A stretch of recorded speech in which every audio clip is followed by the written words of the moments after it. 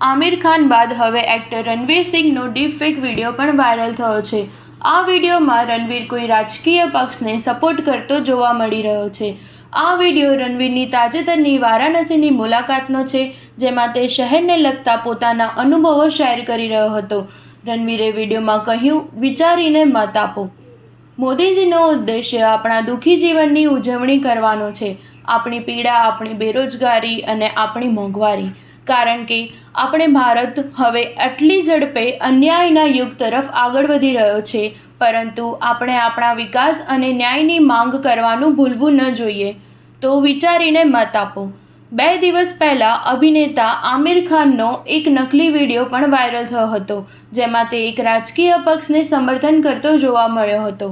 આ video viral થયા બાદ આમિરે તેના પર પ્રતિક્રિયા આપતા કહ્યું કે તે કોઈ પાર્ટીને સપોર્ટ કરતો નથી અને આ વિડીયો ફેક છે।